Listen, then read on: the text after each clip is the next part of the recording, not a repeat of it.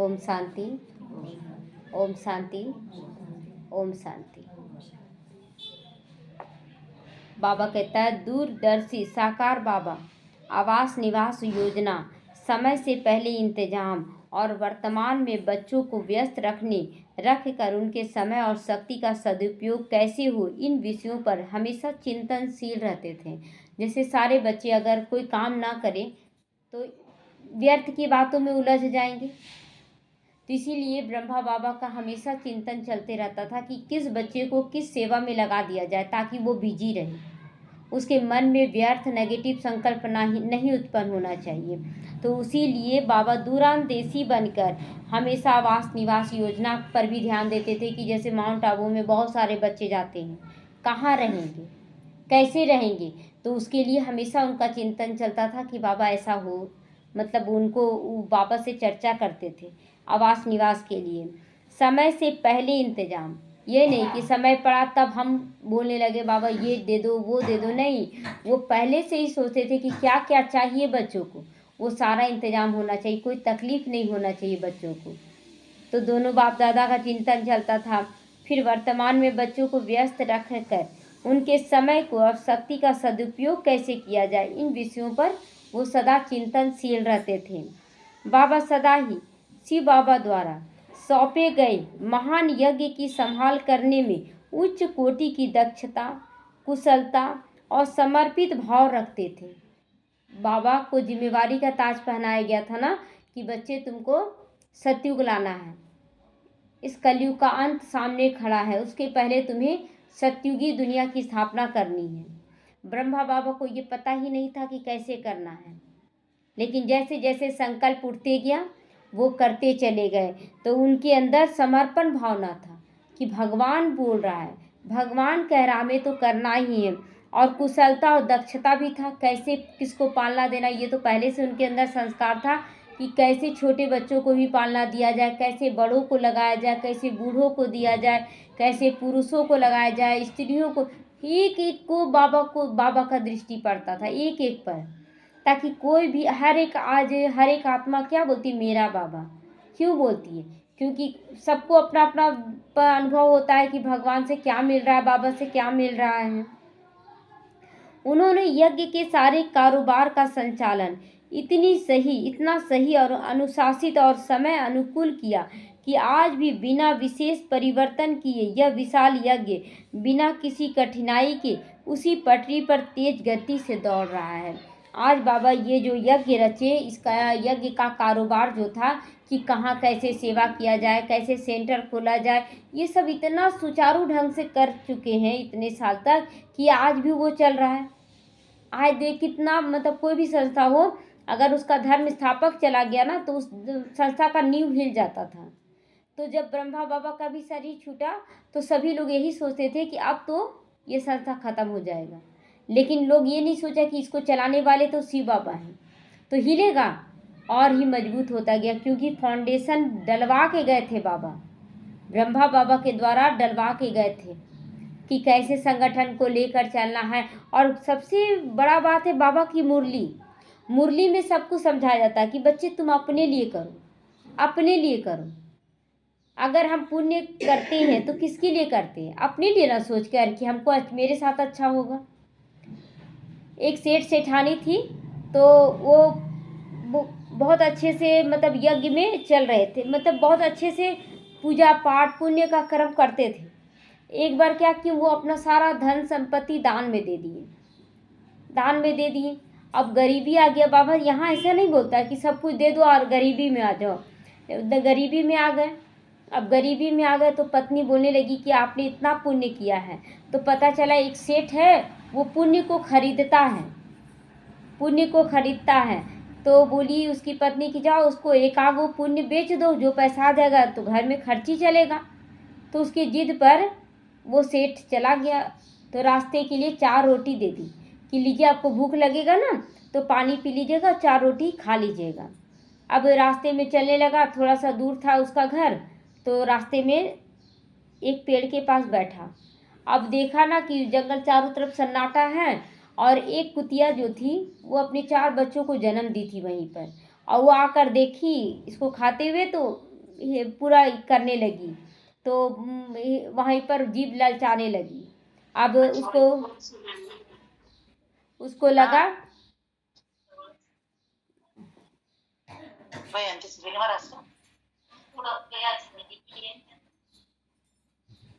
तो उसको लगा कि ये भूखी है, कहाँ से लाएगी ये खाना, चलो एक रोटी दे देते हैं। अब एक रोटी जब दिया ना तो खा गई अपनी, और फिर भी एकदम हाफ रही है। तो फिर बोला चलो दूसरा रोटी दे देते हैं, फिर दूसरा भी खा गई। इस तरह से चारों रोटी वो दे दिया। अंत में वो पानी पी के सो गया, पानी पी के रह गया।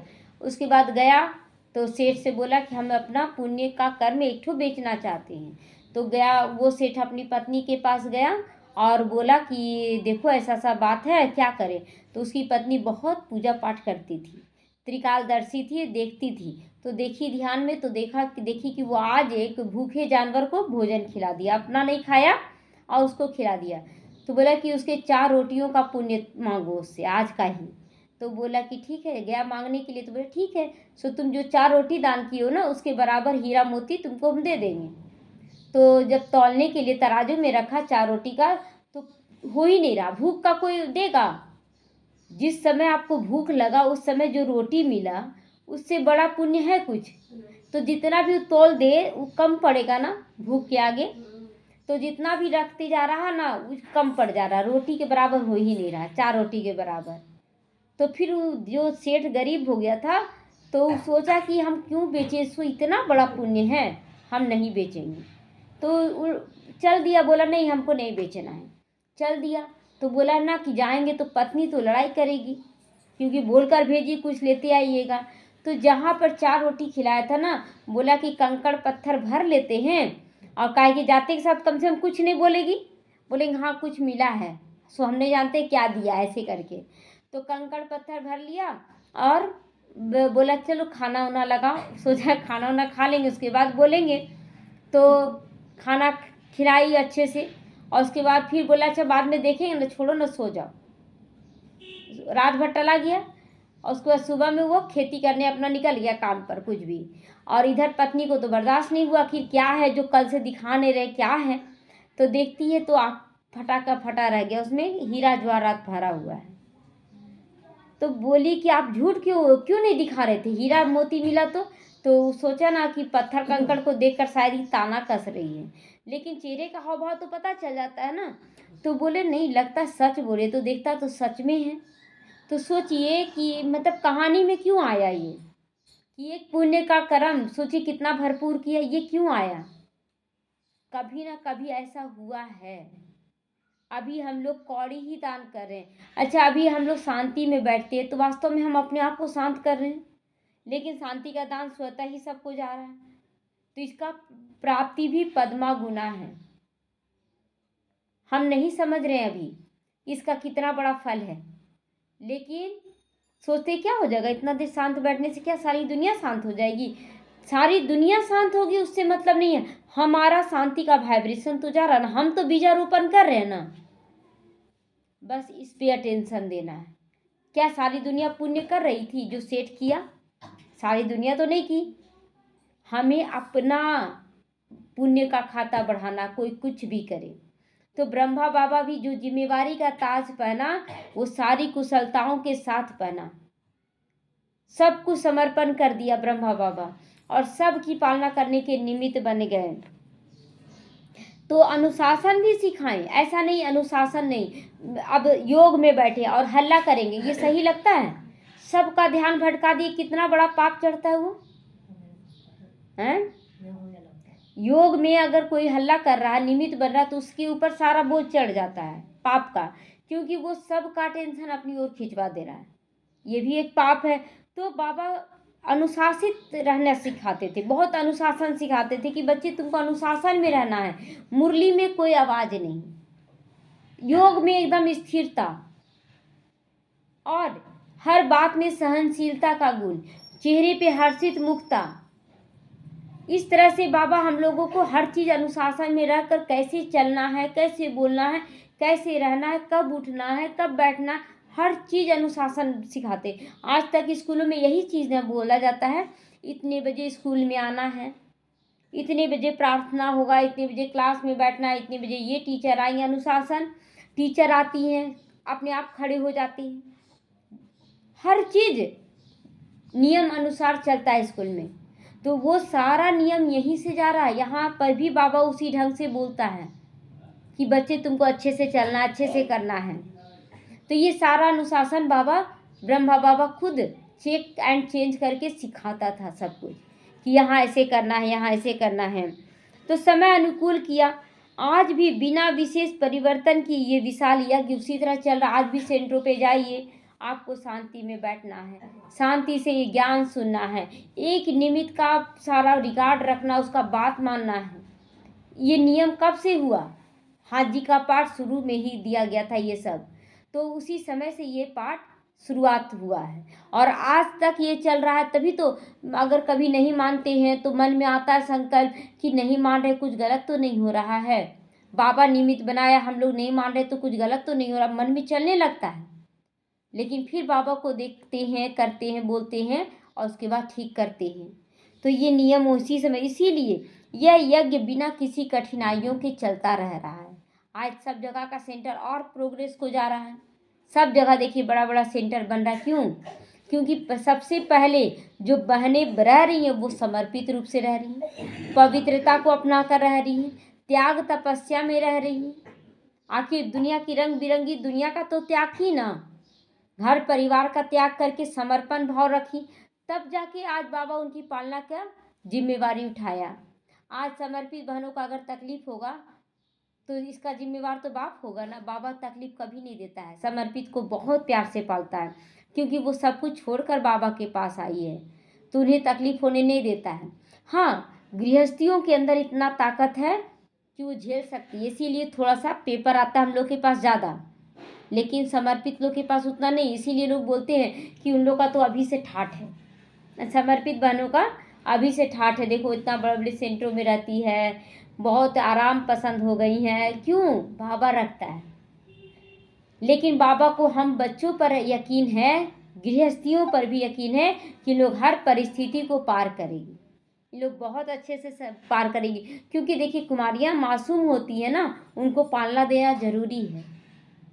और गृहस्थी पे बाबा को यकीन है कि ये हर परिस्थिति को अच्छे से पार करेगी, इसलिए दोनों ही अपनी स्थिति में, अच्छा उन लोग समर्पण तो की ना, ऐसे तो दुनिया का आकर्षण छूटता नहीं है, लेकिन कितना बड़ा त्याग की। तो इस तरह से बाबा सबको एक नज़र देखता था, किसको कैसा पालना देना है, किसको कैसा। आज जब पूछ रहे थे सेंटरों पर भी भाई लोग समर्पित होते हैं ना, तो बिना सेवा के रहने नहीं देती हैं। तो भाई लोग को भी ना वहाँ पर सब कुछ दिया जाता है, मतलब कोई लाइब्रेरी का काम संभाल रहे हैं, कोई भोजन का काम संभाल रहे हैं, बहुत ऐसे हैं कि ड्राइवरिंग का काम संभाल रहे, गाड़ी लेकर दे दिया गया, लो तुम सेवा करो। आज जाते हैं हम लोग जब माउंट आबू, तो भाई लोग आते हैं ना गाड़ी लेकर, तो वो बाबा के घर से गाड़ी मिलता है उनको, और उनको वही सेवा मिलता है इधर से उधर। और ये भी है कि वो मतलब पांडव भवन जब लेके जाते हैं तो वो तो उसमें भाड़ा लगता है सबको, वो भाड़ा फिर वो लेते हैं वो भाई, काहे कि अपना खर्ची भी तो चलाना है ना, तो उस तरह से वो भाड़ा लेते हैं और उससे अपना खर्ची चलाते हैं। वो पैसा फिर उसमें जो बचता है वो समर्पण कर देते हैं, और वो उसी गाड़ी से फिर बाबा के बच्चों का सेवा भी करते हैं। बाबा के घर में कोई पैसा नहीं लगता है। तो इस तरह से वहाँ पर भाइयों को भी रोजगार दिया जाता है, और कितना स्थिरता से उन लोग सेवा करते, कोई चिंता फिक्र तो नहीं है। कपड़ा बाबा के घर से मिल रहा है, भोजन का इंतजाम हो जा रहा है, कोई दिक्कत नहीं है। तो इसी तरह हम बच्चों को भी एकदम बेफिक्र बादशाह बनकर सब कुछ करते हुए निश्चिंत रहना, किस बात का चिंता है। सब आत्माओं का अपना अपना रोल चल रहा है, देखते हुए भी साक्षी दृष्टा हो जाए, ये अंतिम समय चल रहा है। और इसमें मूंझना नहीं है कि ये ऐसा क्यों, ऐसा क्यों, क्योंकि हमसे ज़्यादा जान रहा है बाबा कि किस आत्मा का कौन सा रोल हुआ है, कौन सा उनके ऊपर विक्रम चढ़ा हुआ है, कैसे उसको चुकतू कराना है, ये हमसे ज़्यादा बाबा जान रहा है। तो हम कुछ भी सीन देखें स्थिरता से देखें, बाबा से ये ना बोले बाबा ये हो गया वो हो गया कैसे होगा ठीक कैसे, ये नहीं, स्थिरता से चलें तो देखेंगे हर एक बच्चे का बाबा बहुत अच्छे से चुकतू करवाता है और खुशी खुशी से फिर अपने साथ ले जाता है। बाबा अपने साथ फिर बहुत अच्छे से ले जाता है। इसीलिए हमें हर पल बस बाबा जो भी सीन दिखा रहा है उसमें एकदम निश्चय बुद्धि से, स्थिरता से चलना। पार तो करना ही है, चाहे आप रो के पार करें चाहे हंस के, क्यों ना हम एकदम निश्चय बुद्धि से पार करें। तो हमारी स्थिति, हमारा लिखा जाएगा खाते में कि हाँ इसका फुल पास है। अगर हम धैर्यता से, स्थिरता से पार करते। अगर हम रो कर पार करते हैं तो कम नंबर होगा ना, तो कम नंबर तो लेना नहीं है और सीन सीनरी तो आना ही है। इसीलिए हमें बहुत अच्छे से पार करना है। कोई भी बात में मूंझना नहीं है, क्या होगा कैसे होगा ये सब नहीं सोचना है, करते चले जाना है। हर एक का पार्ट नूंधा हुआ है। इसलिए बाबा हमेशा बोलता है कि बच्चे अपनी शक्ति को बचा कर रखो। जब हम लोग चिंता करते हैं, जब हम लोग रोते हैं, तो आप देखिएगा कि मन भारी, यहाँ माथा भारी होता है कि नहीं? क्यों भारी हुआ? चिंता करने के लिए मनाही था, आप चिंता कर लिए, आप उस समय रो लिए। वो तो नहीं करने का था, वो एक्स्ट्रा चीज़ हो गया, एक्स्ट्रा लोड पड़ गया। अब यहाँ पर दर्द तो होगा ना, एक्स्ट्रा लोड पड़ेगा तो। कभी बाबा का ये श्रीमत नहीं है कि बच्चे तुम चिंता करो, कभी बाबा का ये श्रीमत नहीं है कि बच्चे तुम रोक कर पार करो। रोने से क्या मिल जाता है? सबसे बड़ा बात है हम रोते क्यों हैं? वो खुद हंसी नहीं आता है? हंसी आता है कि नहीं? रोते हैं तो रोने से जल्दी पार हो जाता है क्या? पार हो जाता है क्या? तो फिर रोना क्यों? क्यों रोना? अच्छा, रोने से बहुत शक्तिशाली बन जाते हैं क्या? कुछ नहीं। हंसी भी आता है ना अपने ऊपर भी कि सब कुछ समझदार हैं हम लोग, और फिर भी बहुत दुख है, आंसू बहने लगता है। अब दुख है ना? नहीं बोलते हैं कि जिस समय बच्चे रोते हैं तो वही बोलते हैं कि आज ही देखिए एक बहन है, तो उनकी माता बहुत बहुत ओल्ड हो गई, बहुत बूढ़ी हो गई है। अब बूढ़ापा आया तो शरीर छोड़ेंगी कि नहीं? आत्मा का परिचय सबको मिला है। वो बहुत अच्छे से सबको पढ़ाती हैं, मुरली क्लास कराती हैं, लेकिन आज वो बहुत रो रही हैं कि माँ बहुत बीमार है। बूढ़ी है, लगता है 90 साल होगा। अब बहुत रो रही है, बहुत रो रही है। तो ये रोने से क्या हो जाएगा? आप तो फेलियर में ना रहे, सबका हिसाब किताब तो चुकतू होना है ना। फिर हम रोने वाला सीन इमर्ज क्यों करें? बहुत शांति से पार करें। बाबा का श्रीमत है। श्रीमत क्या है? हम अपने अंदर भी चिंतन करें ना कि अगर रोने से हल हो जाता तो सब रोए, हल हो गया, बहुत अच्छा रहा। लेकिन हल तो नहीं होता है, लेकिन हमारा शरीर कमजोर हो जाता है, हमारा मन बुद्धि भारी हो जाता है, रास्ता नहीं जो दिखने का वो भी गुम हो जाता है। इसीलिए हम ये नहीं कह रहे कि हंस के पार करो, मतलब हंसने का मतलब हम हंसे जोर जोर से कि नहीं हमको कोई चिंता नहीं है। ये बोलना भी रोना ही हुआ, होता है कि नहीं? लोग दिखाते हैं कि हम शांत हैं, हम बहुत खुश हैं। अगर आप खुश हैं तो आपसे अपने आप वाइब्रेशन आएगा कि आप सच में निश्चिंत हैं, आप रो नहीं रहे, लेकिन आपके अंदर अगर बेचैनी रहेगा वो दिख जाएगा। तो इसीलिए अपने अंदर को चेक करें, ये धोखा अपने आप को ना दें। हम सोचते हैं दूसरों को बता रहे हैं कि हम निश्चिंत हैं, अंदर में आप किसको धोखा दे रहे? सामने वाला सुन के क्या कर लेगा? लेकिन हम अपने अंदर देखें कि हम कितना अच्छे से चल रहे हैं, बहुत अच्छे से चल रहे हैं, ये अपने अंदर को चेक करना है। तो कैसी भी परिस्थिति हो हमें पार तो करना ही पड़ेगा, तो क्यों ना हम धैर्यता से पार करें, समाधान स्वरूप होकर पार करें। तो बाबा कितना सुंदर अनुशासन सिखाए कि बच्चे जब भी कुछ हो तुम योग तपस्या में बैठ जाओ, योग तपस्या में बैठ जाओ और योग से शक्ति भर लो। देखिए बहुत बच्चे बोलते हैं कि बाबा ये परिस्थिति पार हो जाएगा, ये परिस्थिति पार हो जाएगा, जल्दी ठीक कर दो बाबा। हम मतलब जैसे कि हम बाबा को टाइम दे दिए कि बाबा 10 दिन में ठीक हो जाना चाहिए, है ना। लेकिन कल्याण हमारा है ना 11वां दिन होने का है, और आप जिद पकड़े क्योंकि आप त्रिकालदर्शी नहीं है। 11वां दिन बहुत बड़ा तोहफा, जैसे बोलते हैं ना कि कोई है ना सरप्राइज देने के लिए रखा है, कोई भी चीज़ सरप्राइज देने के लिए इन टाइम पे, अगर वो चीज़ पहले मिल जाए तो उतना खुशी नहीं होगा, लेकिन जिस समय जो सिचुएशन है उस समय अगर कोई एकाएक बड़ा सा सरप्राइज ला कर देता जो हमको ज़रूरत है, उस समय कितना खुशी होता है। तो ये यहाँ बच्चे क्या करते, बाबा हमको 10 दिन में करना। अब बाबा को 11वां दिन, बाबा जान रहा कि 11वां दिन इसका कल्याण होने का है। अब इतना रोना धोना कर लेते हैं 10 दिन में, 10वां दिन कहाँ हुआ बाबा, कहाँ हुआ। आप तुरंत फिर देखेंगे 11वां दिन बहुत अच्छा हो गया सब चीज़, क्योंकि पहले से तय है 11वां दिन होने का। आप 10वां दिन रो लिए, क्या हो गया, आप फिर सोचते ना कल ही रोए, बहुत रोए, बाबा को बहुत बोले, देखिए आज ठीक हो गया, है ना। ड्रामा बना हुआ है, आपके रोने से मिला नहीं है, वो ड्रामा बना हुआ है कि 11वां दिन मिलने का है। आप 10वां दिन रो लिए, तो ये रोना नहीं है, अपनी शक्तियों को जमा करने का समय है। इसलिए हर पल ये तैयारी रखें, हमें क्या करना चाहिए, खुद ही चिंतन करें, हमें क्या करना चाहिए, इससे क्या फ़ायदा हो रहा है। लेकिन ऐसा मन डिस्टर्ब करेगा ना उस समय, तो लगेगा बिना आंसू बहे तो रहेगा नहीं। तो अगर आंसू आ भी रहा ना, तो यही बोल कर रोइए कि मेरे अंदर जो कीचड़ा समा गया ना, वो आंसू बनकर निकल जा रहा है। लेकिन परेशान नहीं होना है, रो रो के परेशान नहीं होना। आंसू निकल रहा है, चलो ठीक है, वो अंदर का कीचड़ा आंसू के रूप में निकल जा रहा है, कोई बात नहीं। हल्के कभी कभी रोकर भी हल्का महसूस होता है लोगों को, है ना, तो उसमें भी कोई दिक्कत नहीं है। लेकिन हमारी स्थिति खराब ना हो, हम बहुत पावरफुल रहें। ओम शांति।